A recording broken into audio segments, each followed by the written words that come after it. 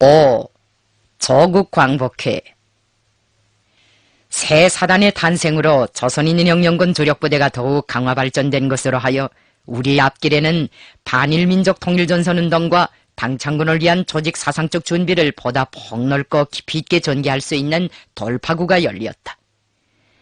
새 사단의 출현은 무장투쟁을 국내 기피로 확대하며 각계각층의 애국 역량을 하나로 결속시키기 위한 조선공산주의자들의 활동을 군사정치적으로 뒷받침해주는 강력한 추진력으로 되었으며, 가련회의 이후부터 우리가 줄기차게 전개해온 통일전선운동에서 획기적인 전환을 가져올 수 있는 광활한 전망을 열어놓았다.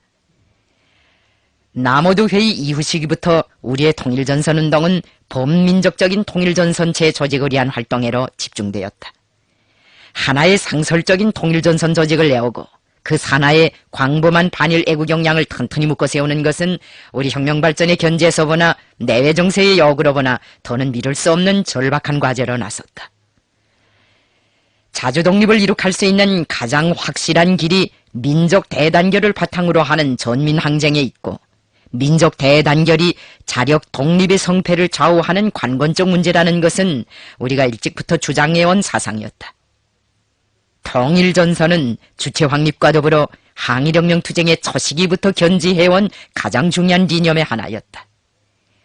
민족 대단결과 통일전선의 이념으로부터 출발하여 우리는 여러 갈래의 민족주의 세력과 반일 애국 역량과의 연합을 실현하기 위하여 꾸준한 노력을 바쳐왔고, 중국 땅에서 투쟁하는 조건에 맞게 중국의 광범한 반일 역량, 공산주의자들과의 공동투쟁도 적극적으로 발전시켜왔다.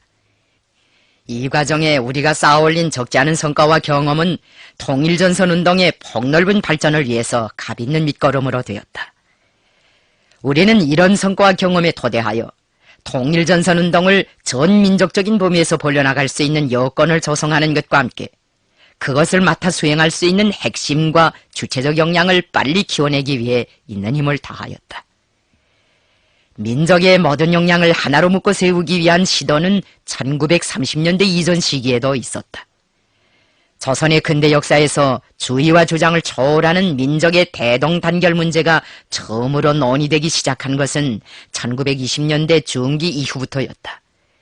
그 당시 우리나라 민족해방투쟁 무대에는 민족주의와 공산주의로 대표되는 두 개의 세력이 존재하고 있었다. 일제의 복종과 수탈이 강화될수록 민족해방운동을 지도하던 선각자들은 애국 역량의 단합과 민족 대단결의 필요성을 절감하였다.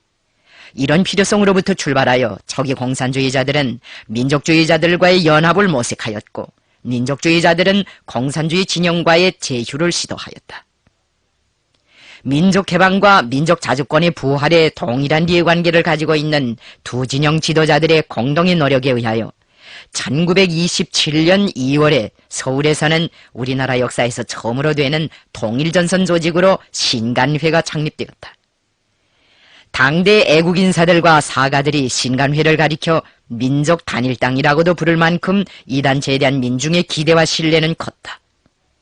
신간회가 창립되자 공산주의와 민족주의 두 세력의 반목 대립에 불만을 느끼고 있던 대중은 환호를 올렸다. 주의 주장의 차이로 하여 사이가 버그러졌던 공산주의 운동자들과 민족운동자들이 때늦게나마 통일 단합의 필요성을 인식하고 단일전선 기관을 내온 것은 민중의 염원과 시대적 요구에 부합되는 하나의 큰 경사였다. 우리나라 민족협동전선의 첫 산하라고 할 수 있는 신간회는 그 취지와 목적이 애국적이고 반일적이었다. 민족을 대표한다고 말할 수 있는 양대 세력의 공동전선이 실현됨으로써 신간회는 발족한 순간부터 전 민족을 대표하는 거족적인 유일조직으로 되었다. 이 단체의 창립 취지는 그 발기인들이 고목신간이라는 뜻에서 신간회라고 한 명칭 자체에 잘 반영되어 있다. 고목신간이란 오랜 나무에서 새 줄기가 자라난다는 뜻이다. 명칭이 보여주는 바와 같이 신간회는 새로운 기초 위에서의 민족 역량의 총집결을 지향하였다.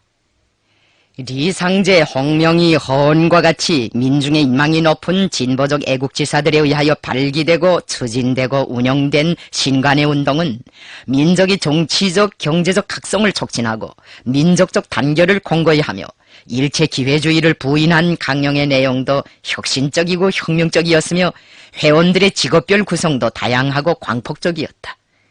신간회에는 노동자, 농민, 여관업자, 사진업자, 기자, 상업가, 의사, 회사원, 교원, 대소업자, 목축업자, 인쇄업자, 어업자, 운수업자, 직공, 재봉공, 학생, 변호사, 저술가, 은행원, 교육자 등 각양각색의 직업을 가진 사람들 3만 7천여 명이 참가하였다. 좌우 합작으로 민족의 총력을 하나로 집결시키려고 한 그 훌륭한 취지와 목적에도 불구하고 신간회는 1931년 5월에 자기의 존재를 끝마치었다. 신간회의 해산 원인과 관련해서는 여러 가지 설이 있다. 공산주의 운동자들은 그 해산의 원인을 민족주의자들에게서 찾으려 하였고, 민족주의자들은 공산주의자들에게 그 책임을 지우려고 하였다. 한때 일부 역사가들은 신간회가 해산된 근본적인 원인을 상층의 분열과 개량주의적 경향에서 찾으려고 하면서 이 조직의 애국적 성격과 민족사적 의의 자체를 부정하려고 하였다. 나는 그런 허무주의적 견해에 동의할 수 없었다. 해산 원인을 과학적으로 분석하고 교훈을 찾는 것은 좋은 일이지만 책임을 남에게 전가하는 노름을 하는 것은 아름답지 못한 일이다. 신간의 상층에 개량주의자들이 들어있었다고 하여 이 조직 자체를 부정해서도 안 되며 그 민족사적 의의를 영으로 만들어도 안 된다. 신간회가 해산된 원인은 무엇보다도 조선민족의 반일 항쟁 역량이 하나로 단합되는 것을 두려워한 일제가 그 내부에 쐐기를 박아 분열을 꾀하고 개량주의적 상층을 매수한 데 있었다. 적들의 암해책동과 파괴 공작을 물리치고 신간회를 능숙하게 운영하고 이끌어 나갈 만한 중심적인 지도 역량이 없은 것도 하나의 주요한 해산 원인이었다. 신간회의 와해에서 뼈저린 교훈을 찾은 우리는 애국적 민족 역량의 통일을 우리가 주도해야겠다는 비상한 각오와 결의 밑에 반일민족 통일전선 문제를 중요한 방침으로 제기하고 민족의 총력을 항일 구국위협의 깃발 아래 결집시키기 위한 노력을 꾸준히 해왔다. 그 과정에 이 운동을 주도적으로 이끌어 나갈 만한 핵심도 키워내고 유익한 경험도 축적하였다.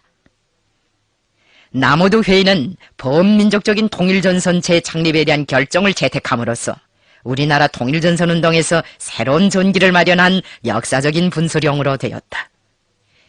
이 시기는 국제적으로도 제국주의의 침략을 조지시키기 위한 인민전선 운동이 대도하여 파시즘과 대결하고 있을 때였다. 독일 나치스의 정권 탈취에서 커다란 자극을 받은 프랑스 노동계급은 자기 나라에서도 파시즘의 위협이 증대되어 가고 있는 것을 보고 반파쇼 통일전선을 형성해야 할 필요성을 절감하게 되었다. 대중의 강렬한 통일열망에 따라 사회당은 1934년 7월 공산당의 제기를 받아들여 반전 반파쇼 통일행동 협정을 체결하였다. 두 당의 영향 밑에 분리되어 있던 노동조합도 통합되었다. 이런 흐름을 타고 노동과 자유와 평화의 인민전선이 결성되었다. 추세는 이 전선을 증산계급들과의 통일회로까지 확대 발전시킬 것을 요구하였다. 1935년 6월 말 사회당 공산당의 연합에 서부르주아 정당인 급진사회당이 가담함으로써 이른바 인민집합이 이룩되었다. 7월 14일 파리에서는 수십만 명의 참가하에 인민전선의 대시위가 진행되게 되었다. 3당 순회자들인 모리스 토레즈와 레온 불륨, 날라지에가 어깨를 나란히 하고 시위 행진의 선두에 섰다. 1936년 1월에는 3당을 중심으로 반전 반파쇼 투쟁에 떨쳐나선 진보적 그룹과의 통일에 기초한 인민전선 강령이 정식으로 발표되었으며 그해 4, 5월에 진행된 하원 총선거에서 인민전선은 압도적인 승리를 거두었다. 결과 사로 내각은 총사직하고 어려운 볼륨을 수반으로 하는 인민전선 내각이 탄생하였다. 물론 인민전선 정부는 대중의 구매력을 증대시키는 방법으로 공황을 극복하려고 했으나 성공하지 못했고 에스파냐 인민전선 정부를 지지하면서도 이른바 불간섭 정책을 실시함으로써 적극적인 지원을 하지 못하였다. 결국은 인민전선도 붕괴되고 말았다. 그러나 이것은 프랑스에서의 노골적인 파쇼 정권의 수립을 저지시켰으며 국제공산주의 운동과 반파쇼 투쟁에서 하나의 유익한 경험으로 되었다. 국제공산당은 프랑스에서의 인민전선운동의 발전에서 좋은 시사를 받고 전 세계 공산주의자들 앞에 인민전선 결성을 중요한 투쟁 목표로 제기하게 되었다. 이에 따라 국제공산주의 운동은 자본주의의 즉시 타도를 목적한 세계혁명이 아니라 평화와 민주주의를 옹호하고 전쟁과 파쇼를 반대하는 운동을 당연한 과제로 내세웠다. 이것은 국제공산주의 운동에서의 하나의 노선상 전환이라고 할 수 있었다. 제2국제당 계열의 여러 정당들은 국제당의 통일전선 제의를 거부하였으나 프랑스, 에스파냐, 라틴 아메리카 등에서 인민전선운동은 현저한 발전을 보게 되었다. 1936년 2월 에스파냐에서의 아사니아 인민전선 정부의 출현은 그 단적인 신뢰로 된다. 에스파냐 인민전선은 프랑코의 반란과 독일, 이탈리아의 군사적 간섭에 직면하여 곤경에 처하였다.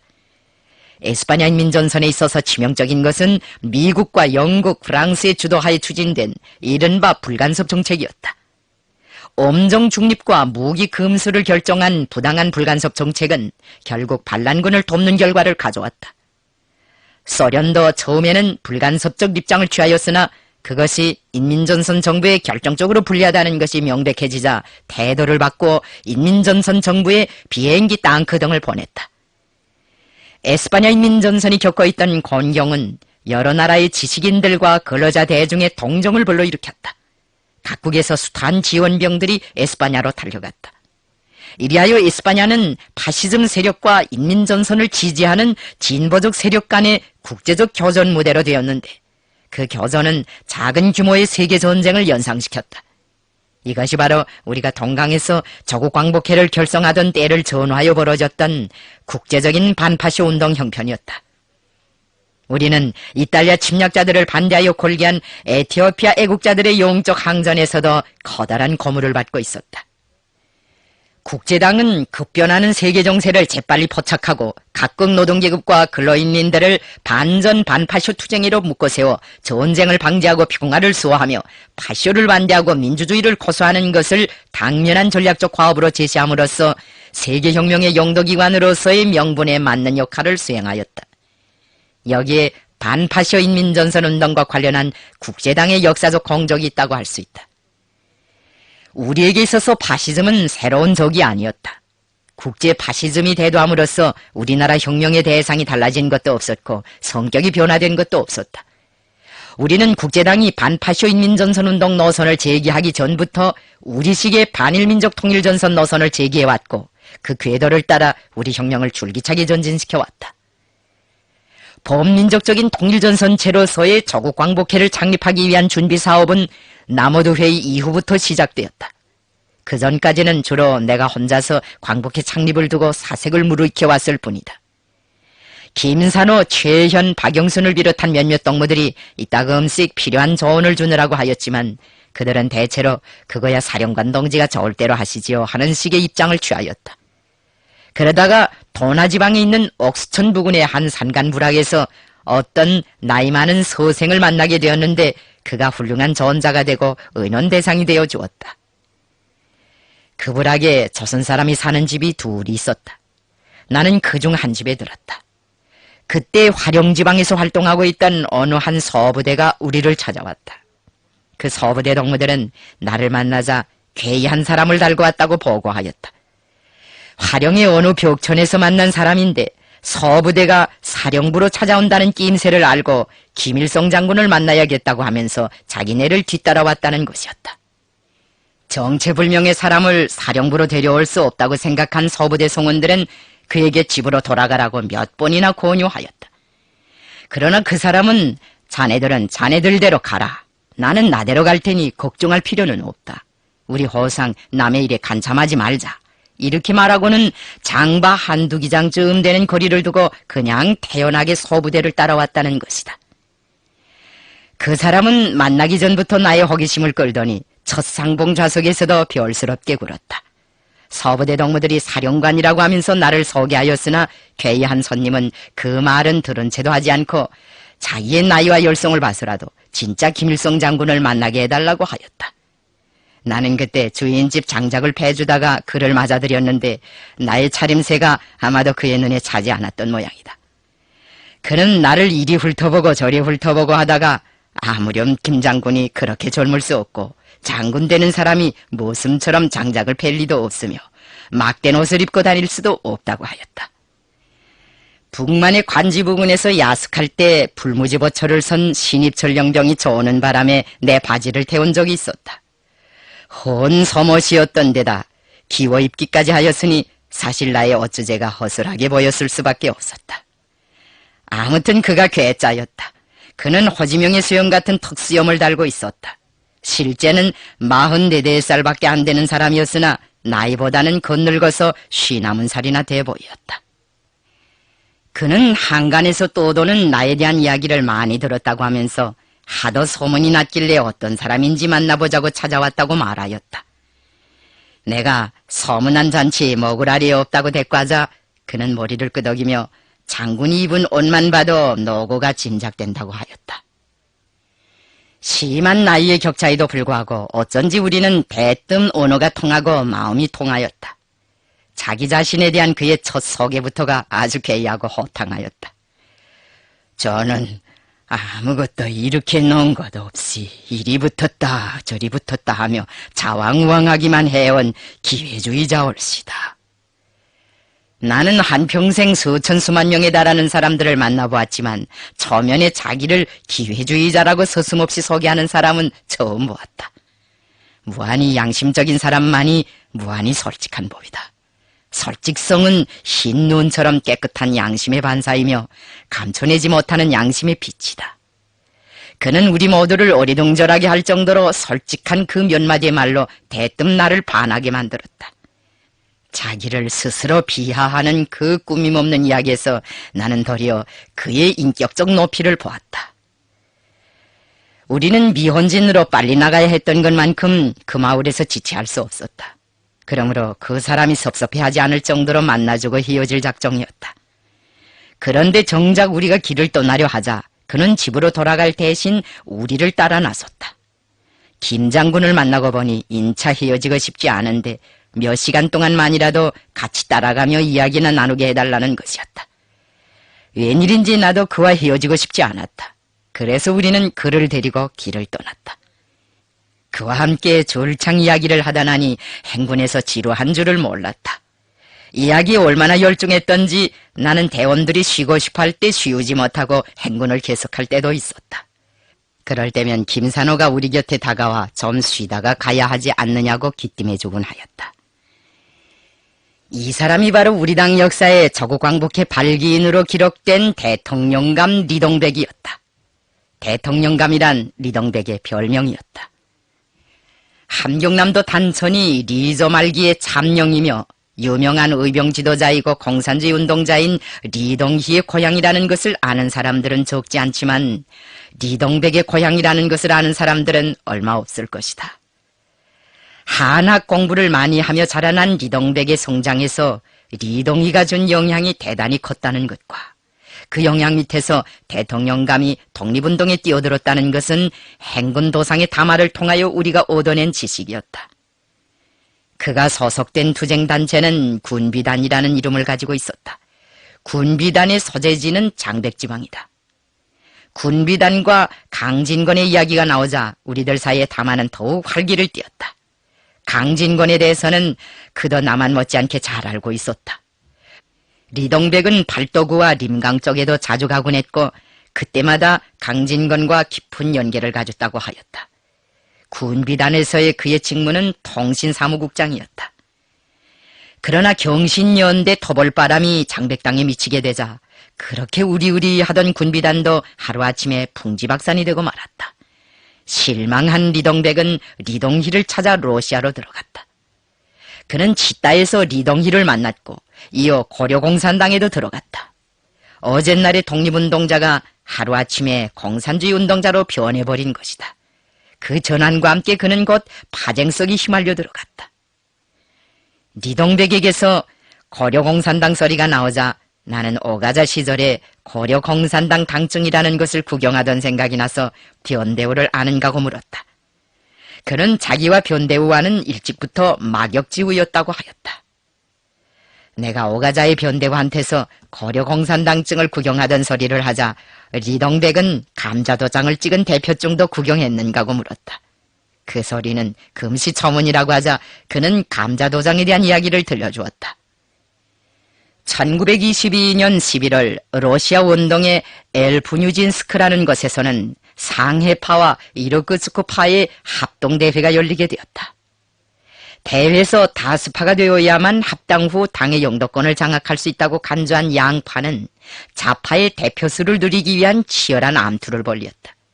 이르크스크파는 감자도장까지 새겨가지고 숱한 가짜 대표증을 만들어 대회의 엉터리 대표들을 참석시켰다. 상해파도 그만 못지않은 협잡행위를 하였다. 결국 대회는 옥신각신 끝에 난장판이 되고 말았다는 것이다. 환멸을 느낀 변대호는 민족주의 운동으로 되돌아갈 생각을 품고 림강 쪽에 가버렸고 리동백은 리동희의 파견을 받아 훈춘 쪽에 나왔다. 대통령감은 훈춘에서 교원 생활을 하다가 1925년 봄에 서울로 올라갔다. 그는 가명을 가지고 조선공산당 창립대회에 참석하였으며 이듬해의 60만세 시위 운동에도 참가하였다. 파벌들의 집결처였던 서울 제류는 리동백으로 하여금 자신도 모르게 또다시 새로운 파장의 회오리바람 속에 말려들게 하였다. 처음에는 화여파에 끌려들었다가 다음에는 에밀파에 뛰어드는 식으로 1인 양역, 1인 삼역에 분주하고 소란스러운 나날을 보냈다. 당의 영도권을 장악하려는 각파의 추악한 암투는 중앙위원이라는 사람까지 자루 속에 넣어가지고 와서 권봉으로 때리고 목침으로 머리를 까는 따위의 추태들도 산생시켰는가 하면 반대파를 경찰이 밀고 해서 잡아 가두게 하는 통탄하여 마지 않을 희비극도 연출하였다. 서울에 그냥 있다가는 언제 어느 골목에서 쥐도 새도 모르게 쇠고랑을 차거나 권봉의 머리가 깨질지 몰랐다. 리동백은 다시 북간도로 들어왔다. 돛도 키도 노도 다 없는 난파선 마냥 바람이 부는 대로 파도가 떠미는 대로 좌왕우왕해왔던 리동백은 파쟁의 세계에 침을 뱉고 돌아서서 무태 단단히 눌러앉았다. 그는 영정에서 신문기자 노릇도 하면서 독립군 운동도 공산당 운동도 다 외면해버렸다. 그러나 간도대지에 불타오르기 시작한 30년대의 항일운동은 리동백을 또다시 풍랑 속에 떠밀어 놓았다. 화여파 계열의 그 무슨 어정쩡한 무리에 끌려든 리동백은 화령현 3구의 서기로 있다가 간도 대토벌에서 구사일생으로 목숨을 건진 후 영영 세상을 등지고 살리라는 결심을 품고 설가하여 화령의 깊은 벽지에 들어갔다. 거기서 서당 훈장질을 하며 지난 몇 해 동안 은둔 생활을 해왔다는 것이다. 그러니 내가 기회주의자가 아니고 뭐겠습니까? 소상반할 내놓고는 파벌이란 파벌에는 다 끼어본 알짜 기회주의자입지요. 리동백은 그 파란 많은 과거사의 종지부라도 찍듯이 대통의 쓰레기 담배를 재워놓았다. 그는 담배를 지독하게 피웠다. 때로는 마상행군길에서도 대통을 꺼내 물었다가 애어린 전령병들의 핀잔을 받곤 하였다. 그럴 때면 노염을 탈 대신 이 정신 봐라. 행군 때 담배를 피우면 멀리 있던 개들까지 불러온다던 걸 또 잊었군. 하고 변명삼아 웅얼거리며 대통을 덧저고리 주머니에 집어넣곤 하였다. 그는 담배를 절대로 종이에 말아 피우는 법이 없었다. 꼭 대통으로만 피웠다. 대통령감이란 별명도 그런 연유로 해서 생긴 것이었다. 솔직한 말씀을 해줘서 고맙습니다. 그러나 나는 선생을 기회주의자라고는 생각지 않습니다. 조선사회의 참다운 진로를 탐색하느라고 이리 기웃해보고 저리 기웃해본 데 지나지 않지요. 질 얘기를 모색하는 과정에 이러저러한 당파에 관여하게 된 것은 결코 기회주의가 아닙니다. 나의 그 말에 리동백은 저기 놀랐다. 제가 실제로 여러 당파에 휘말려 들었는데도 기회주의자가 아니란 말입니까? 그것은 은둔 생활을 결심하고 화령의 산간벽지에 몇 해 동안 들어박혀 있었다는 선생이 그 결심을 어기고 젊지도 않은 몸으로 불언천리하고 우리를 찾아오신 것만 봐도 알 수 있습니다. 그걸 기회주의자의 본심이 움직인 것으로 봐야 하겠습니까? 속심을 그렇게 속속들이 꿰뚫어 들여다보시니 제 기꺼이 손을 들겠습니다. 제가 또 집을 떠나온 건 수십 년 동안 못 찾은 보물을 죽기 전에 기어이 찾아주의자는 짓궂은 욕망 때문이지요. 의로운 뜻을 품고 진리를 탐색하는 선생과 같은 분을 보게 되니 참 반갑습니다. 한때는 선생 같은 진리의 탐색자들과 의로운 운동객들이 우리나라에 적지 않았던 것 같은데 감옥에 잡혀가지 않았으면 변절하고 또 이렇게 저렇게 피해를 당하고 보니 지금은 정말 희소합니다. 선생이 살아계신 것만도 천만다행한 일입니다. 대통령감과의 흥미진진한 담화는 미원진에 가다 올 때까지 계속되었다. 그 과정에 나는 리동백에게 정이 들었다. 리동백도 또한 우리에게 정을 붙이었다. 정들자 리별이라는 속담도 있지만 그런 리별을 하기는 쉽지 않았다. 그렇다고 하여 나이 많은 사람을 적과의 접전이 계속되는 멀고 위험한 행군길로 계속 동행시킬 수도 없었다. 미혼진을 떠나기 앞서 나는 리동백에게 집으로 돌아갈 것을 재삼 권고하였다. 그는 대답 대신 부시럭거리며 덧저고리 안자락을 들추더니 네 겹으로 접은 종이 한 장을 펴서 내 앞에 내밀었다. 그것은 국한문을 섞어서 쓴 입대 청원서였다. 해가 서쪽에서 불쑥 떠올랐다 해도 그 순간처럼 우리를 놀래우지는 못하였을 것이다. 도대체 그 연세에 어떻게 우리들을 따라다니겠다고 그러십니까? 그런 걱정은 마시오. 을지문동이나 리순신의 휘하에는 나보다 한 배 반이나 더 나이 먹은 군사들도 있었습니다. 그러니 나이로는 부결할 조건이 못됩니다. 화룡오지에서 눈이 새까매 기다릴 부인과 자식들은 누가 돌봐줍니까? 정배도 가려다 못 가면 섭섭하다는 말이 있습니다. 하물며 구국대업에 한 몸을 다 바치고 싶어서 떠난 걸음인데 저더러 집으로 돌아가라고 하시다니요. 장군은 병중의 모친과 어린 형제분들을 돌봐줄 사람들이 따로 있어서 나라 찾을 싸움길을 떠난 게 아니었겠지요. 무슨 말로도 대통령감을 설복해낼 수 없었다. 내가 지고 말았다. 그의 입대를 기념하여 나는 2해 동안 애용해 오던 권총을 그에게 주었다. 리동백은 입대가 결정되자 자기가 어째서 집으로 돌아가지 않고 우리 곁에 남기로 결심하였는가를 신바람이 나서 역설하였다. 나를 장군 곁에 붙잡아둔 게 뭔지 알겠습니까? 첫째는 물론 장군의 그 고명한 경륜이고, 둘째는 장군의 기운 바지와 미혼진 열병 환자들의 울음이었지요. 격리상태 열병 환자들을 아무 거리낌도 없이 찾아가 돌봐주는 걸 보고 나는 생각이 많았습니다. 일신의 위험도 마다하지 않고 아랫사람들의 운명을 책임지고 돌봐준다는 게 말처럼 쉬운 일이 아니지요. 한다 하는 거물들을 다 만나봤지만 어림도 없습니다. 조선 영령의 참된 주인, 조선의 운명을 책임적으로 맡아 아는 진짜배기 주인, 진짜배기 지도자를 찾은 것, 이게 나를 여기 남게 한 근본 이유입니다. 탁상공론을 안 하고 공리공담을 안 하는 것, 장군은 이 우점만으로도 나와 같은 시골 서생을 충분히 감동시킬 수 있었습니다. 선생을 붙잡은 3번째 이유도 있습니까? 왜 없겠습니까? 물론 있지요. 그것은 장군의 창조적이고 실천적인 사고방식과 혁명승리에 대한 드팀없는 확신입니다. 어느 날 행군의 휴식 참에 나와 대통령감 사이에는 민족통일전선체에 대한 의견 교환이 있었는데, 그는 프랑스, 에스파냐, 중국 등에서는 공산당, 사회당, 국민당 같은 정당들과 노동운동 단체들이 있어 정당 단체들의 연합으로 인민전선 결성이 가능하였지만 우리나라에는 어떠한 정당이나 합법단체도 사실상 없는 것과 같은 조건에서 통일전선체 조직은 불가능하지 않겠는가 하는 견해를 표명하였다. 나는 그에게 눈덩어리 2개를 주면서 그걸 합쳐보라고 이루고 나 자신은 따로 작은 눈덩이를 눈 위에 굴려 그 2개 눈덩이를 합친 것만한 눈덩이를 만들었다. 자, 보십시오. 선생은 2 정당 연합으로 한 덩이를 만들었고 나는 작은 구심력을 굴려 그보다 더 큰 덩이를 빚었습니다. 이래도 꼭 정당이 있어야만 통일전선체 조직이 가능하다고 하겠습니까? 리동백은 여지경석을 들여다보는 사람처럼 내선의 눈덩이를 물끄러미 내려다보며 혼자 소리로 중얼거렸다. 그거 참 오묘한 리치얼시다.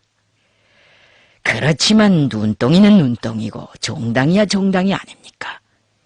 그런데 놀랍게도 우리가 체험하게 되는 자연현상 가운데는 사회현상과 리치상이 일치하는 경우가 적지 않더란 말입니다.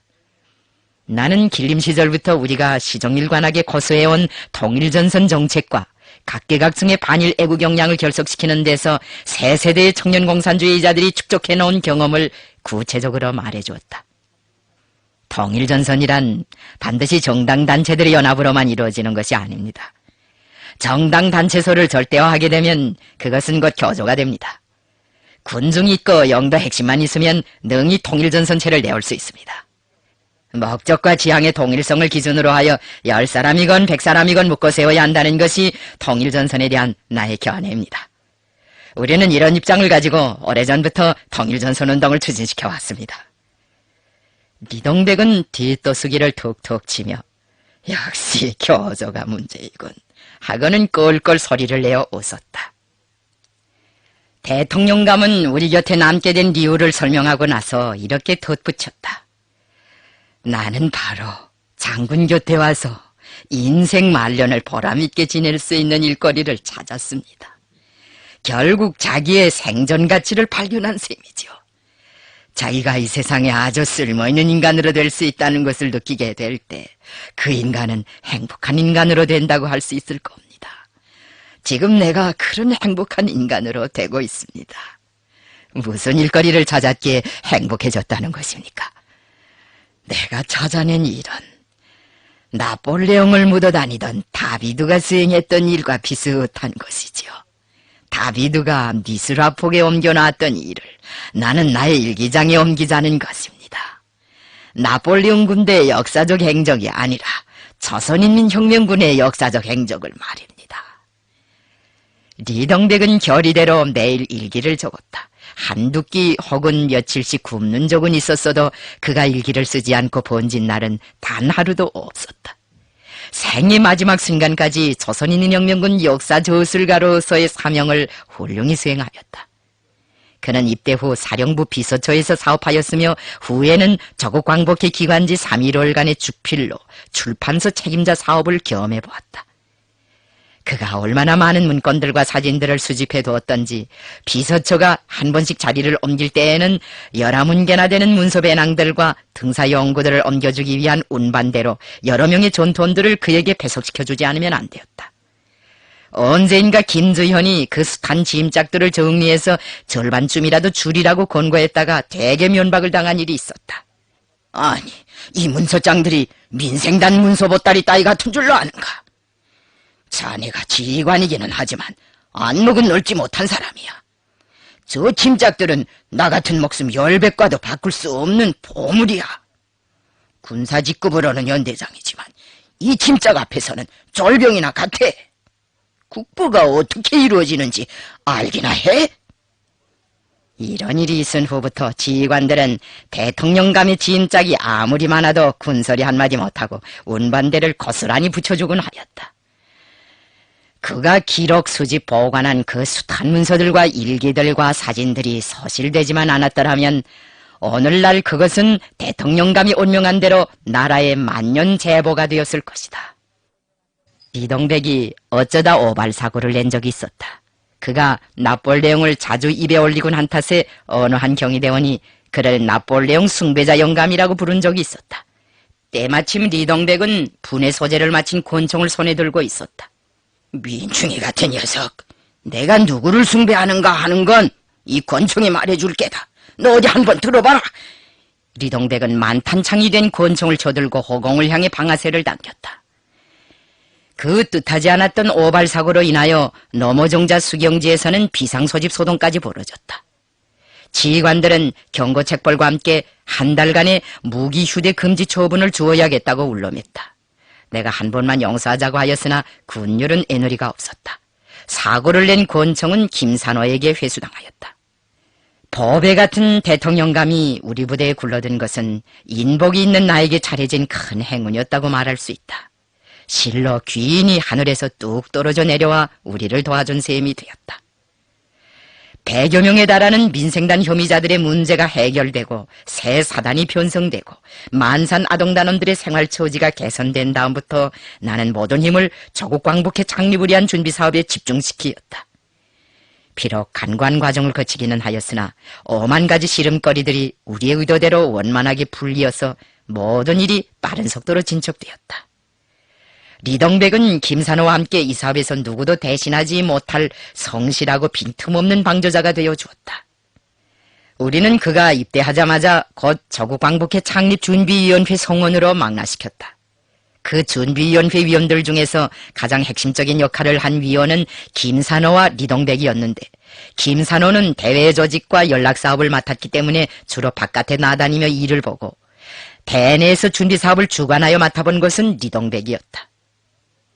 조국광복회의 강령과 규약, 창립선언을 작성하는 데서도 그는 나에게 많은 도움을 주었다. 나는 그때 매 조항을 그와 토론도 하고 초고도 그가 작성하도록 권고하였다. 리동백은 자기 문투가 고루한 데다가 나의 의도를 정확히 쪼아박을 자신이 없다고 하면서 그 제의를 사절하였다. 그래서 기초 작성은 내가 하고 그가 보충하는 식으로 창립 문건들을 하나하나 완성해 나갔다. 그와의 토의에서 가장 크게 의견상치가 된 것은 강령의 첫 조항이었다. 강령의 첫 조항에 어떤 내용을 앉히는가 하는 것은 조국광복회가 어떠한 기념과 투쟁 목적을 가진 어떠한 성격의 정치단체인가를 단마디로 규정짓는 것으로 되기 때문에 논의가 심각해질 수밖에 없었다. 내가 오래전부터 생각해왔던 대로 2천만 조선민족의 총동원으로 강도 일본 제국주의 식민지 통치를 짓부시고 진정한 인민의 정부를 세우자는 내용을 앉히자고 하자 리동백은 머리를 기웃하고 생각에 잠기더니 도리질을 하였다. 무산계급의 사회를 건설한다는 문구가 하나도 없으니 서운합니다. 강령 첫 조항에 공산주의 냄새가 전혀 없으면 공산주의를 신봉하는 숱한주의자들이 좋아하겠습니까? 진정한 인민의 정권이라는 말은 계급적 성격도 모호하고 어쩐지 민족주의 냄새가 납니다. 훗날 백두산 미령에서 박달과 처음으로 자리를 같이 하고 이야기를 나누었을 때 그도 역시 조국광복회 강령 첫 조항에 대하여 리동백과 똑같은 논조의 말을 하였다. 확실히 그 시기는 우리나라에서 사이비 막스주의적인 견해가 널리 오염되어 있던 시기였다. 자신을 공산주의자라고 자처하는 거의 모든 사람들은 마치도 공산주의는 민족적 이념과 상치되는 사상인 것처럼 여기면서 공산주의자들은 협소한 민족적 이념에서 벗어나 철저히 계급적 원칙과 국제주의적 입장을 고수해야만 노동계급과 전 인류를 착취와 압박에서 해방할 수 있다고 역설하였다. 공산주의를 신봉하는 적지 않은 사람들이 이러한 주장을 하게 된 주되는 원인의 하나는 막스가 공산당 선언에서 프롤레타리아트에게는 조국이 없다고 한 명제를 매우 단순하게 그대로 받아들인 데 기인된다. 막스와 엥겔스는 일국 사회주의 혁명의 가능성이 채 성숙되지 못하였던 역사적 시기에 살았다. 그들은 자본주의가 고도로 발전된 여러 나라에서 사회주의 혁명이 동시에 진행되리라고 예언하였다.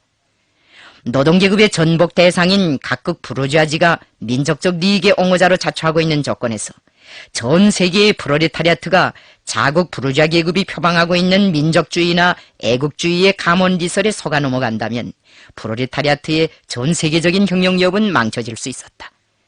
각국의 프롤레타리아트에게는 부르주아적 지배하에 있는 모국이 결코 조국으로 될 수 없으며 따라서 프롤레타리아트는 국수주의와 국제주의, 민족주의와 사회주의의 양자 가운데서 반드시 국제주의, 사회주의 편에 서야 하였다. 바로 이러한 견지로부터 막스주의 고전가들은 노동계급이 이른바 애국주의적인 환상에 사로잡히는 것을 경계하였고 애국주의와 사회주의의 양자 속에서 언제나 민족주의적 편견을 버리고 사회주의를 옹호할 것을 가르쳤다.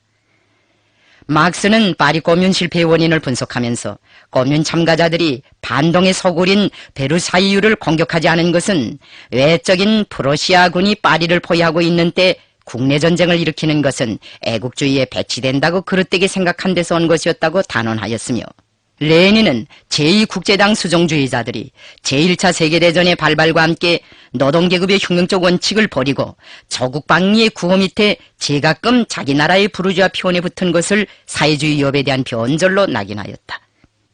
자기 민족 전체를 희생시켜서라도 개인적 치부를 증대시키려는 환장한 부르주아지들의 식민지 쟁탈 전쟁에 저국방위의 간판을 들고 도와나서는 것은 자기 민족에 대한 배신인 동시에 사회주의에 대한 배신으로 된다.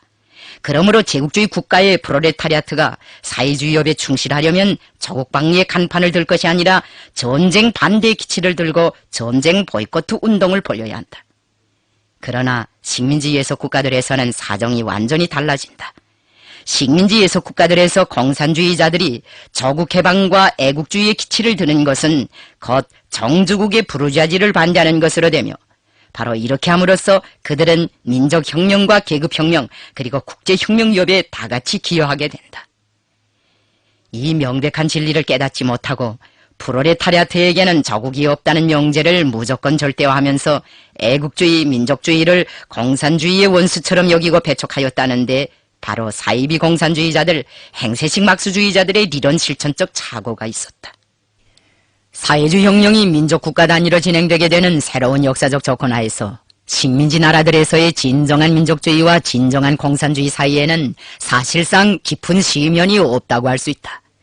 한편에서는 민족성에 대하여 좀 더 역점을 찍고 다른 편에서는 계급성에 대하여 좀 더 강조하고 있을 따름이지 외세를 반대하고 민족의利益을 옹호하는 애국애족적인 입장은 같다고 보아야 한다.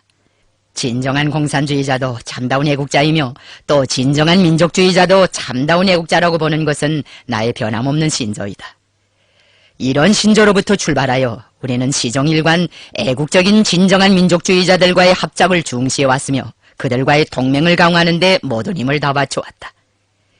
우리는 조선 공산주의자들이 조국 해방을 위하여 싸우는 것은 민족적 권리라는 것을 인식시키고 그것이 결코 프롤레타리아 국제주의와 모순되지 않는다는 것을 납득시키는데 상당한 시간과 정력을 바치지 않으면 안 되었다.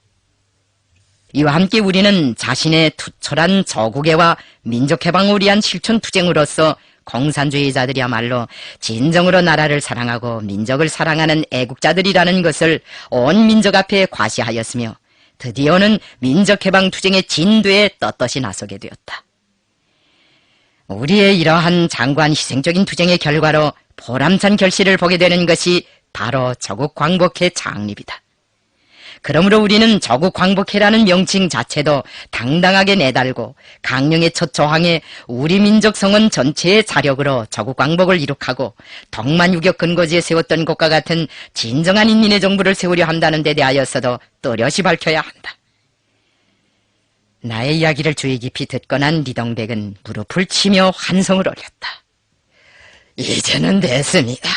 눈뜬 서경이 됐던 나는 장군과 논쟁을 한 덕에 불구를 면케 됐습니다. 대찬성입니다. 강령의 다른 조항들에 대하여서는 상치되는 의견이 별로 없었다. 우리는 조국 광복회 10대 강령에서 이처럼 주권 문제 해결을 조선민족 앞에 나선 1차적 과제로 제시하고 인민들에게 민주주의적 자유와 권리를 보장하며 사회의 민주주의적 발전을 이룩하기 위한 과업과 해외 교포들의 민족적 권리를 옹호하기 위한 과업을 비롯하여 여러 가지 정치적 과제들을 제시하였다.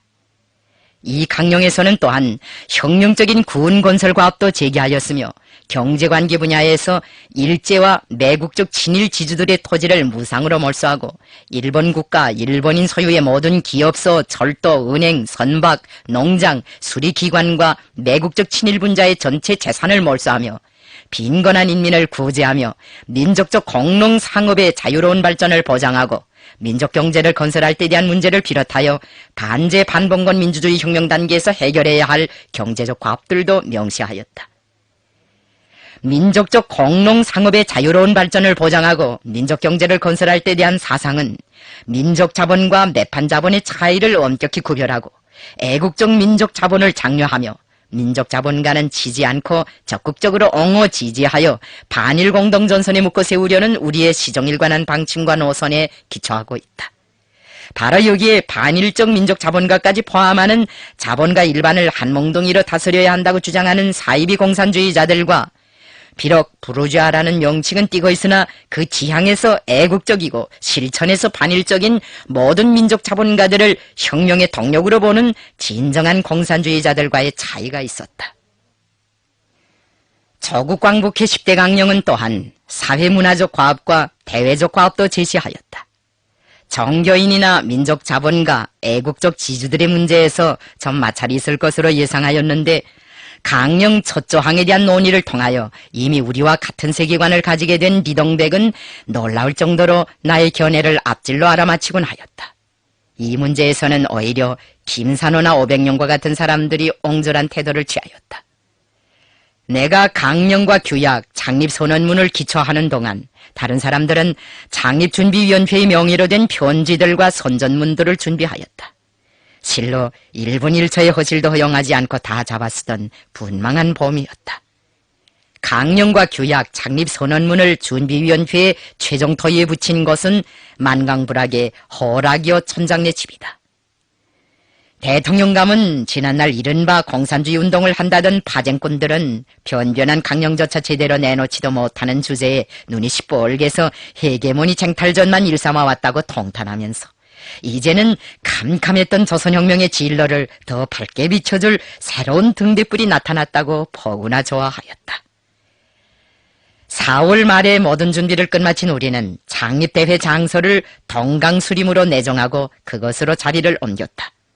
초청장을 받은 대표들이 그럭저럭 거의 다 모여왔으나 꼭 참석하겠다고 답장까지 보내왔던 남만의 리동광과 전광, 오성년, 전광이 대회가 끝나도록 무슨 사정이 있었던지 오지 못하였다. 국내 대표로는 강제하의 조직선을 타고 벽동에서 천도교 대표와 농민 대표가 왔고 언성지구의 당 조직선을 타고 교원 대표와 노동자 대표들이 각각 한 사람씩 왔다. 역사적인 조국 광복회 창립 대회는 5월 초하룻 날부터 시작되었다. 꽃은 만발하지 못하였지만 만산에는 봄빛이 짙었다. 회합을 앞두고 대표들은 모두 다 격정과 흥분으로 설레이었다. 통칭하여 동강회의라고 부르는 그 회의는 15일간이나 진행되었다. 먼저 리동백이 대회 앞으로 보내온 축사들을 낭독하고 그 다음 내가 보고를 하였다.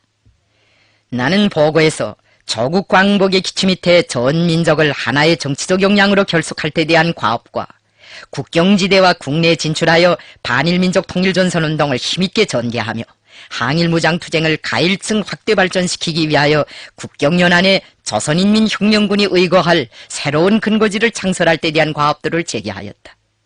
이 보고가 후에 반일민족 통일전선운동을 더욱 확대 발전시켜 전반적 조선혁명을 새로운 ang양회로 이끌어 올리자라는 제명의 단행본으로 발간되었다. 나는 또한 조국 광복회 10대 강령과 창립선언을 대회 심의에 붙였다. 우리는 10대 강령에서 1930년대의 혁명 정세와 우리나라의 사회경제적 조건, 계급 호상관계 등을 정확히 분석한 데 기초하여 조선혁명의 성격과 임무, 전략전술적 원칙을 규정하였으며 노동자, 농민을 비롯한 근로대중의利益과 각계층 애국적 인민의 공통된 이해관계를 철저히 고려하여 조선혁명의 전도를 명백히 밝혀주었다. 회의 참가자들은 강령에 대하여 전폭적인 지지와 찬동을 표시하면서 뚜렷한 투쟁 목표를 가지고 조선혁명의 승리를 위하여 확신성 있게 나아갈 수 있게 된 데 대한 기쁨을 토로하였고 강령에 제시된 과업들을 적극적으로 실현해 나가겠다는 굳은 결의들을 다지었다. 대표들의 가슴을 이만 못지않게 격동시킨 것은 조국 광복회 창립선언에 대한 토론이었다. 창립선언의 구절구절들은 처음부터 참가자들의 심장을 거머잡았다.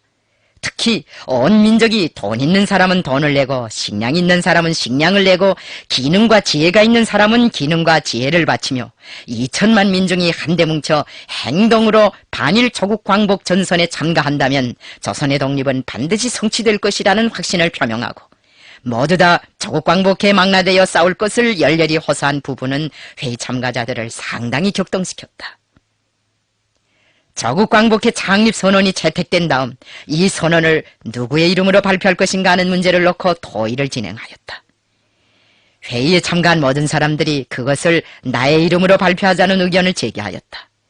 그들은 저국광복회를 창립할 때 대한 첫 발기도 내가 하였고 창립준비위원회 사업도 내가 주관해 왔으며 또 강령과 창립선언도 내가 작성한 것만큼 토론할 여지도 없이 응당 나의 이름으로 발표하여야 한다고 하였다. 그러나 나의 생각은 달랐다. 저국광복회는 전체 조선인민의 반일 역량을 총집결하여야 하는 것만큼 민족적 형식을 띄어야 하였다. 그러므로 발기인으로서는 과거 의병운동이나 3.1운동 시기부터 조선 독립운동에 적극적으로 투신한 명망이 높고 나이 지숙한 애국지사로 하는 것이 좋다고 생각하였다. 사실 그 당시까지는 조선인민혁명군이 주로 만주지방을 투쟁 무대로 삼아 싸워왔기 때문에 국내의 광범한 인민들에게 우리의 존재가 널리 알려져 있지 않을 것이라고 나는 생각하고 있었다. 우리의 이름이 국내 인민들에게 널리 알려지게 된 것은 백두산에 새로운 비밀 근거지들이 설치되고 무장투쟁이 국내 깊이까지 확대되기 시작한 다음부터였다. 우리 주력부대의 움직임과 투쟁에 대하여 국내 신문이 처음으로 보도한 것이 아마 1936년 9월 어느 날의 매일신보였다고 기억된다. 그때 매일신보는 장백효원에 150 내지 160명으로 구성된 부대가 진출하였는데 부대의 수령은 김일성이라고 한다라고 슬쩍 언급하였다. 이것을 시발로 국내 출판물들은 우리의 활동을 자주 보도하였다. 나는 대회대표들에게 솔직히 말해주었다. 누가 첫 발기자였고 누가 준비위원회를 책임져왔고 또 누가 강령과 규약을 작성하였기 때문에 아무개의 이름으로 내야 한다고 모두 다 우기는데 그런 사실이나 따져가며 나 한 사람을 내세우는 것은 큰 의의가 없다. 2천만 동포가 다 아는 사람들의 이름으로 저국광복회에 결집해 나설 것을 호소하는 것이 훨씬 더 효과성이 있다. 나를 동포민중의 한 아들로 여기고 민중우리에 남모르는 수고를 했다고 치면 그만이 아닌가. 대의를 위하여 소의를 버리고 나이도 지숙하고 명망도 높은 애국지사들로 공동발기인을 삼자고 호소하였다. 그러면서 리동백과 려운형을 공동발기인으로 하여 창립선언문을 발표하자는 제안을 내놓았다. 나의 제안에 먼저 반기를 들고 나선 것은 리동백이었다. 그는 연세나 지난날의 명망 같은 것은 별로 고려할 바가 못 된다고 하면서 실천적으로 전 민족을 대표하여 저국광복의 대업을 맡아나서 지도하고 있는 지도자는 국내외를 통틀어도 김장군밖에 없는데 그 오면한 현실을 외면하고 자기 같은 사람을 발기인으로 할 수 없다고 하면서 저국광복회 회장도 마땅히 김장군이 돼야 하고 발기인도 김장군이 돼야 한다고 다시금 고집해 나섰다. 그는 나의 제안을 참작하여 나와 함께 여운형을 공동 발기인으로 하자고 하였다. 신중한 토의 끝에 결국 김동명이라는 가명을 쓰는 조건에서 내가 발기인의 한 사람으로 되는데 동의하였다. 나의 양보를 받자 리동백이도 발기인으로 나서는데 동의하였다. 이리하여 5월 5일에 발표된 조국광복회 창립선언에는 김동명, 리동백, 려운형 세 사람의 이름이 공동 발기인으로 기재되었다. 나에게 김동명이라는 가명을 붙여준 것은 리동백이었다. 내가 가명을 쓰는 조건에서만 동의하겠다고 하자 그는 더 우기지 못하고 생각을 더듬다가 가명의 성은 그대로 김씨로 하고 이름은 동력 동자, 밝을 명자를 붙여 동명으로 하는 것이 좋겠다고 하였다. 김동명이라고 달게 되면 민족을 대표하는 의미에서 여러모로 뜻깊은 이름으로 될 것 같다는 것이었다. 모든 사람들이 열렬한 박수로 찬성의 뜻을 표시하였다. 김일성이라는 이름과 마찬가지로 김동명이라는 가명도 이렇게 다른 사람들에 의하여 지어진 것이다. 우리가 발표한 조국광복회 선언은 그 후 국내외 여러 곳에 발송되었는데 어떤 곳에서는 그것을 자기대로 복제하여 발표하면서 각기 자기 지방에 영향력 있는 인물들과 저명 인사들의 이름을 발기인으로 바꾸어 써서 발표하기도 하였다. 우리는 실정에 따라 융통성 있게 하는 것을 허용하였다. 조국광복회 명칭 자체도 동만에서는 동만조선인 조국광복회라고 달았다면 남만에서는 제만 한인 조국광복회라고 달았다. 당역사연구소에서 발굴한 조국광복회 선언문들에 더러 오성윤, 엄수명, 리상준, 리동광, 리상준, 안광훈 같은 사람들의 이름이 나타나 있는 것은 그런 사정에 기인한 것이다. 나는 참가자들의 총의에 따라 조국광복회 창립 대회에서 이 조직의 회장으로 취임하였다. 이리하여 우리나라 반일민족해방투쟁 역사에서 처음으로 되는 상설적인 반일민족 통일전선체가 탄생하였다. 우리나라에서의 첫 반일민족 통일전선체로서의 저국광복회의 창립은 혁명의 군중적 지반을 강화하는 사업에서 획기적인 사변으로 되었다.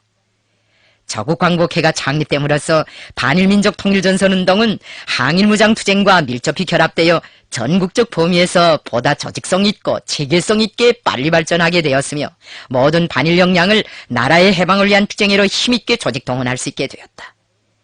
민족의 총력을 광복전선에 집결시키는 문제는 우리가 투쟁 시초부터 내세운 지상의 과제였으며 우리는 이것을 실현하기 위하여 여러 해 전부터 인내성 있는 준비를 해왔다. 저국광복회 창립은 혁명의 주체적 역량을 꾸준히 키워온 우리 청년 공산주의자들의 주동적이며 적극적인 노력의 위력한 산물이었다. 그것은 우리인민이 민족 자체의 힘으로 일제를 반대하는 투쟁을 더욱 과감히 전개해 나갈 의지를 다시금 엄숙하게 선포한 역사적인 계기로 되었으며 항일 무장투쟁을 기본으로 하는 전반적 조선혁명을 새로운 방향으로 또 밀어가는 전환점으로 되었다. 저국광복회의 창립은 조선혁명 자체의 발전의 여구와 시대적 흐름에 부응한 것으로 하여 내외의 커다란 지지와 반향을 불러일으켰다. 국내외 각지에서 그것을 찬동하는 목소리들이 높이 울려나왔다. 선차적인 반응을 보인 것은 독립군 부대들이었다. 저국광복회 창립이 선포된 직후 조선혁명군 정부참모장으로 있던 윤일파는 우리에게 서한을 보내어 저국광복회 창립을 축하하고 앞으로 반일전선에서 긴밀한 연계를 지을 것을 희망해왔다. 또한 상해에서 활동하고 있던 민족주의 운동자 박모는 불원천리하고 만주까지 찾아와서 저국광복회 남만 대표들을 만났다. 상해, 베이징, 천진 등 중국 관내에서 단연간 독립운동에 종사한 애국지사로서 민족주의 운동자들 속에서 상당한 영향력을 가지고 있었던 그는 앞으로 국내와 국외를 포괄하는 넓은 영역에서 저국광복회 사업을 널리 전개해 나갈 것을 약속하였으며 앞으로 전 민족적인 무장 역량으로서 독립혁명군을 결성하기 위한 방도 문제를 놓고도 많은 논의를 하고 갔다.